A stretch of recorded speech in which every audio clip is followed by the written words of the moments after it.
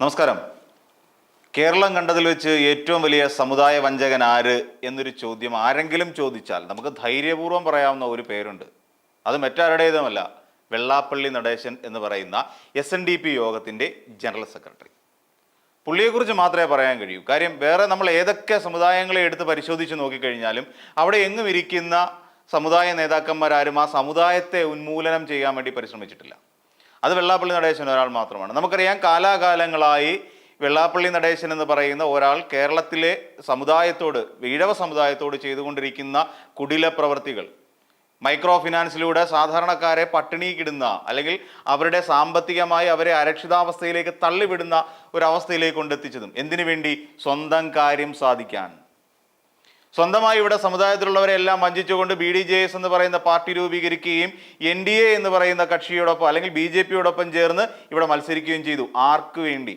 സ്വന്തം ലാഭത്തിന് വേണ്ടി, അല്ലാതെ വേറൊന്നുമല്ല. SNDSന്റെ ജൂബിലി ആഘോഷവുമായി ബന്ധപ്പെട്ടിട്ട് കെട്ടിടം പണിയാൻ വേണ്ടി ഉണ്ടാക്കിക്കൊണ്ടുവന്ന പൈസയിലെ 50% പണം എവിടെ പോയി എന്ന് ചോദിച്ചാൽ നമുക്ക് സംശയലേശം എന്നേ പറയാം, അത് വെള്ളാപ്പള്ളി നടേശന്റെ പോക്കറ്റിലേക്ക് പോയി. അതായത് സമുദായത്തിലുള്ളവർ കഷ്ടപ്പെട്ടാലും നഷ്ടപ്പെട്ടാലും വേണ്ടുമില്ല, എങ്ങനെയും തനിക്ക് അല്ലെങ്കിൽ എനിക്ക് വലുതാകണമെന്നൊരു ചിന്ത മാത്രം. SNDSന്റെ ആസ്ഥാനം കൊല്ലമാണെന്നിരിക്കെ അതെടുത്ത് കണിച്ചുകുളങ്ങരയിലേക്ക് മാറ്റാൻ, അല്ലെങ്കിൽ ഇപ്പോൾ എല്ലാവരും എന്താ ചെയ്യുക, എന്തെങ്കിലും ആവശ്യമുണ്ടെങ്കിൽ SNDSന്റെ ഓഫീസിൽ കൊല്ലത്തേക്കല്ല പോകുന്നത്, നേരെ കണിച്ചുകുളങ്ങരയിലേക്കാണ് പോകുന്നത്. അവിടെയാണ് ആസ്ഥാനാധിപൻ ഇരിക്കുന്നത്. ഇതാണ് ശരിക്കും ഒരു സമുദായത്തെ വഞ്ചിച്ചു എന്ന് പറയാനുള്ള പ്രധാനപ്പെട്ട കാരണം.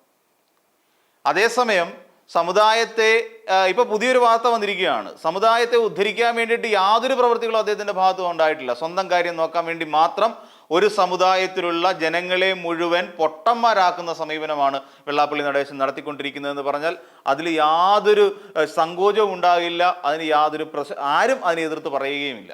അതാണ് യാഥാർത്ഥ്യം. പിന്നെ ഇനിയിപ്പം അടുത്ത ഒരു പരിപാടി നടത്താൻ പോവുകയാണ്. എന്താണെന്നറിയാമോ? കൊല്ലം ശങ്കേഴ്സ് എന്ന് പറയുന്ന R. ശങ്കറിന്റെ അനുസ്മരണാർത്ഥമുള്ള ശങ്കേഴ്സ് ഹോസ്പിറ്റൽ എത്രയോ കാല പഴക്കമുള്ള ഒരു ആശുപത്രിയാണെന്ന് നമുക്കറിയാം. അത് 90 വർഷത്തേക്ക് ലീസിന് കൊടുക്കാൻ പോകുന്നു. ഒന്ന് ആലോചിച്ച് നോക്കിക്കേ. അത് എന്താ, കണിച്ചുകുളങ്ങരയിലെ കുടുംബസ്വത്താണോ ഇതെടുത്ത് ലീസിന് കൊടുക്കാൻ?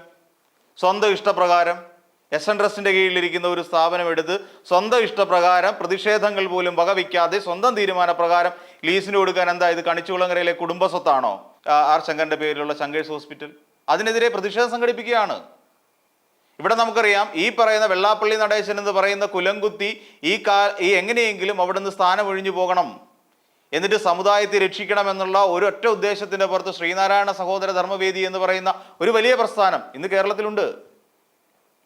അത് ശ്രീ ഗോകുലം ഗോപാലനാണ് അതിൻ്റെ ചെയർമാനായിരിക്കുന്നത്. സൗത്ത് ഇന്ത്യൻ വിനോദാണ് അതിൻ്റെ സംസ്ഥാന ജനറൽ സെക്രട്ടറി. ഇതൊക്കെ നമുക്കറിയാവുന്ന കാര്യമാണ്. അവരുടെ നേതൃത്വത്തിൽ കൊല്ലത്ത് നല്ല ഒന്നാന്തരം ഒരു പ്രതിഷേധ ജാഥ നടത്തുന്നുണ്ട്. നല്ല ഒന്നാന്തരം ഒരു പ്രതിഷേധ ജാഥ അങ്ങനെയെങ്കിലും വേണം. കാര്യം ഈ വെള്ളാപ്പള്ളി നടേശൻ നടത്തുന്ന ഈ അധീശത്വത്തിനെതിരെ പടപൊരുതാൻ ചങ്കുറപ്പുള്ളവർ രംഗത്ത് വരണം. ഇപ്പോൾ അവിടെ ശക്തമായൊരു പ്രതിഷേധം നടന്നു കഴിഞ്ഞു. ശ്രീനാരായണ സഹോദര ധർമ്മവേദിയുടെ ചെയർമാൻ ഗോകുലം ഗോപാലനും അതോടൊപ്പം സംസ്ഥാന ജനറൽ സെക്രട്ടറി സൗത്ത് ഇന്ത്യൻ വിനോദും കൂടെ നയിക്കുന്ന നല്ല ഒന്നാന്തരം ഒരു, അതായത് R. ശങ്കർ സ്ക്വയറിൽ നിന്നും ആശുപത്രിയിലേക്ക് ഒരു പ്രതിഷേധ യാത്ര, ശക്തമായ പ്രതിഷേധം.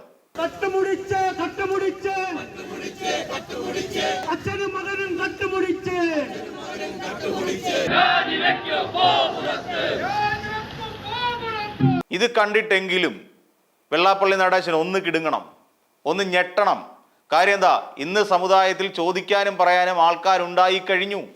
ഈ സമുദായത്തിലുള്ളവരെല്ലാവരും അവരിലാണ് വിശ്വാസം അർപ്പിച്ചിരിക്കുന്നത്, ശ്രീനാരായണ സഹോദര ധർമ്മവേദി പ്രവർത്തകർക്ക്.